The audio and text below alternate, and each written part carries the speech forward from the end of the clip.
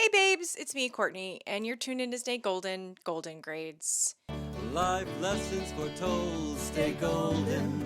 Girls and boys, stay golden. Been a minute. 2 reasons, really, why the lights have been turned out at Stay Golden. First, in 2022, YouTube said that my content could no longer be monetized. They considered it reused content, appealed times infinity, and every time rejected.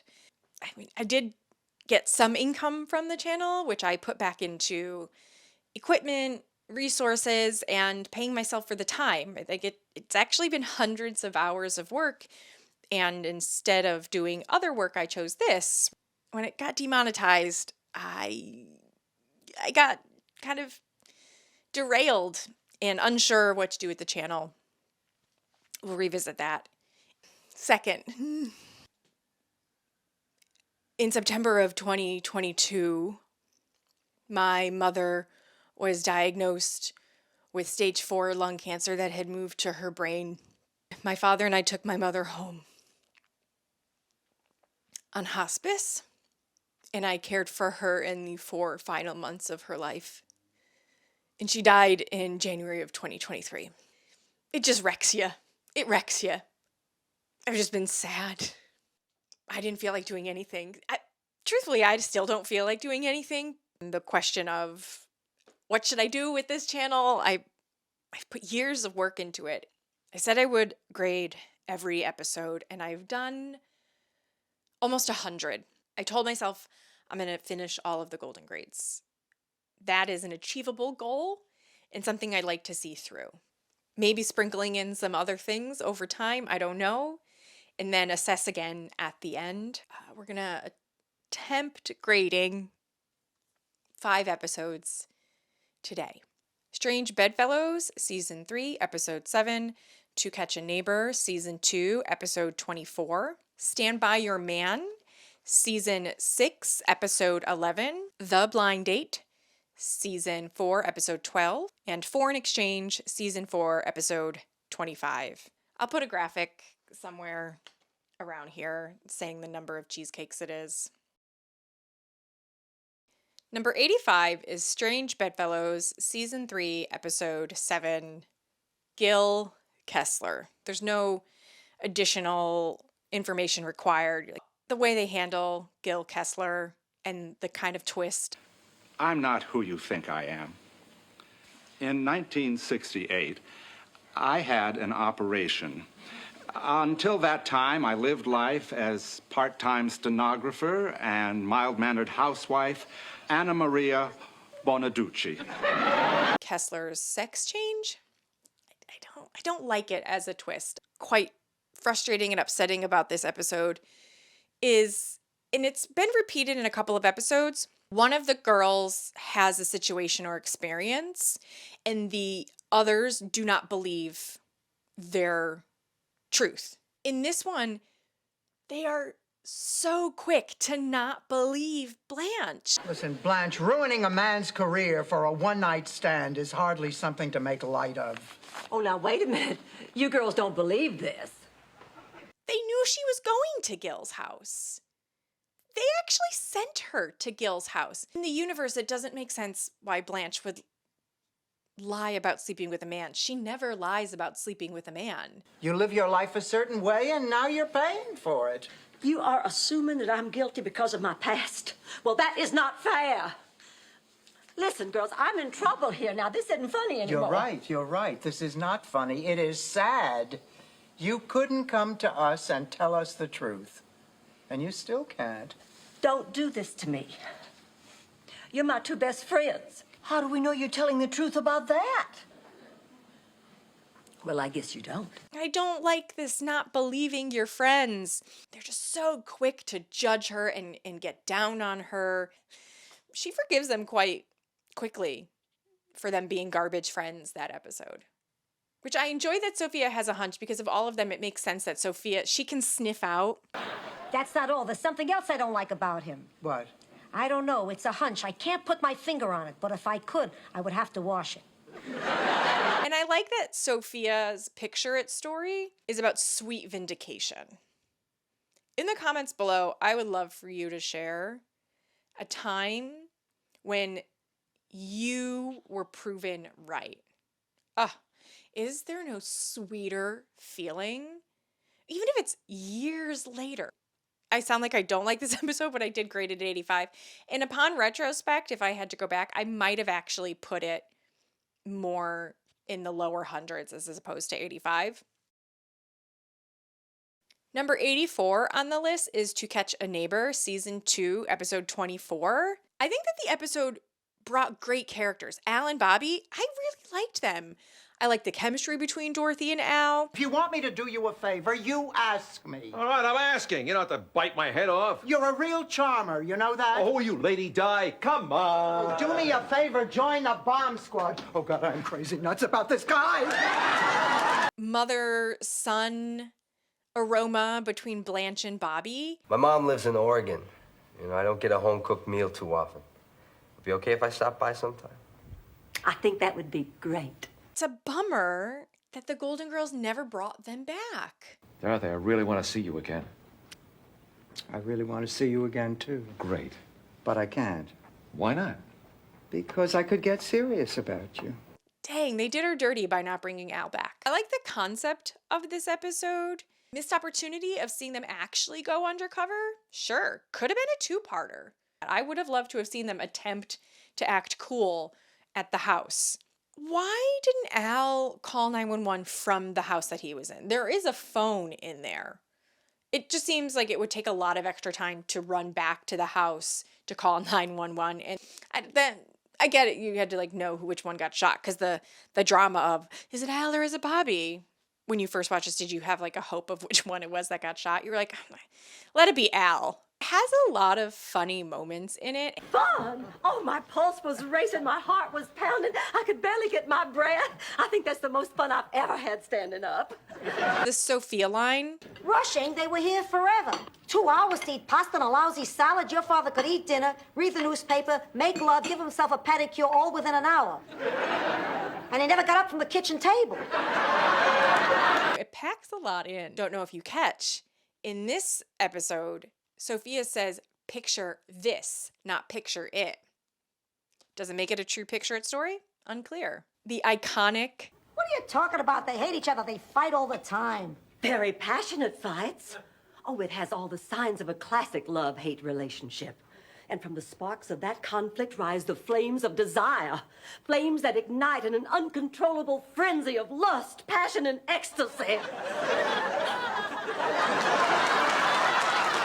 It did take it super serious at the end, but it has a lot of funny moments in it. And I just enjoy the weirdness of the episode that Golden Girls doesn't have anything like it ever again. Number 83 is Stand By Your Man, Season 6, Episode 11. Dreyfus is back. Library humor? It's from the Latin librarius, which means so many books. I'm sure you'll find something you want. I do believe you're right. There is no place that she could not pick up a man. Dorothy, I cannot go through with it. I'm gonna call Ted and cancel. Blanche, you can. Well, but it isn't fair. He should have told me he was disabled. Yeah, what a great icebreaker. Shouldn't matter. Blanche is so profoundly bothered by it that she pretends Sophia is her chaperone while the decoration in the background of that reel-to-reel system situation back there. What is that? And the Ted twist. I dug that. Blanche Devereaux never goes out with another woman's husband. Oh, except for that one time. But now that was not my fault. She was pronounced dead. Those paramedics never give up.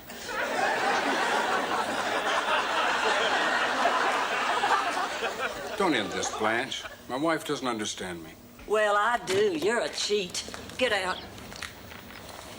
Should have believed her about Gil. I didn't plan this ahead. That one of the other episodes in this grades involves somebody with a disability and how uncomfortable Blanche is. It's just an observation. I don't really have any commentary on it other than it is a thing that you see repeated throughout the series. And you're just like, This also has the paper bird story, which I found that some people really love. I don't connect to it as well as others, but I know that it is a fan favorite out there. You know, growing up in the South. God, here it comes. The honeysuckle, mint juleps, three-legged dogs, you and Opie and Floyd and the barbershop. Number 82 is Blind Date, Season 4, Episode 12. We were just discussing in the previous grades Blanche's difficulty with differently abled people. She relies so heavily on her looks as currency and the only reason that men would want to be with her, that when somebody can't physically see her beauty, then she feels no worth. Problem is, I just don't know what it is you like about me. See, I'm used to men liking me for my looks, at least partly. And you don't. I sure don't. As a matter of fact, I'm glad I never have to look at you.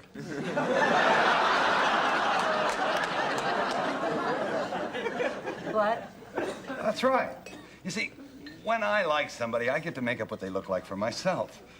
And when I like somebody a lot, I make up a pretty nice picture. Would it be rude of me to ask just what that picture is you have of me? Oh, well, you make me laugh, so you got a terrific smile. Yes. You're smart and thoughtful, so you've got beautiful eyes. Yes. And you're a music lover, so you've probably got a big behind. John does think that she has a big ass. She is honest with him, which I appreciate, but she's not great. Back to back, you're like, Blanche. Ugh. Entrance of John to the house is a bit reminiscent of A Little Romance. Hello, John. Well, how do I look? Blanche. Am I just the most adorable thing you ever saw? Blanche. What's the matter? Are you blinded by my beauty? Blanche!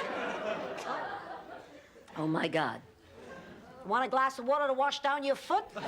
It was funny in A Little Romance. It is funny here. I think that A Little Romance did it a little better. B plot line of the football. Of course, Rose is going to be competitive. I love a competitive Rose. And of course, Dorothy is going to be such a freaking stickler. And then Sophia's going to scheme her way into a win. It doesn't exactly make any sense why Rose would be doing it, but I'm not questioning it at this point. Let's roll, Freddie. We got a game to win. That was really a sweet thing for Sophia to do. I know. But if she loses, I'll punch her stinking heart off. Love a good punch your heart out. Number 81 is Foreign Exchange, Season 4, Episode 25. That wouldn't have been interesting if it had been a cliffhanger. They had left the paternity as a kind of, maybe a missed opportunity. I enjoy the episode overall. It's funny. Sophia's maybe daughter is reminiscent of her. I have the results of your test.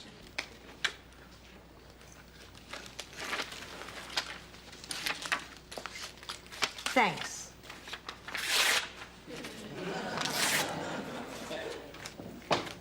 Let's roll. It doesn't matter if those were her biological parents because Sophia is her mother. What's the difference if she did or didn't give birth to you? You two really know each other, and you really love each other. A lot more than most mamas and their children ever do. Nothing that has happened or will happen can ever change that. And the bond between Dorothy and Sophia always reigns supreme. I never understood this stove. I get that it's a set. This is a stove that actually existed in the world, though. Just its placement never makes any sense to me. Whenever someone's cooking at it, I'm like, what is this? You know, the rooms often change between seasons and like the layout and the placement. And in Sophia's room in particular, why are the chests so high? Other episodes, I do not believe I've seen these chests before. I mean, maybe, but it just didn't stick out to me. But they're so tall for such a short woman. Why are her dressers so tall? The B plot, iconic. The Dirty Dancing.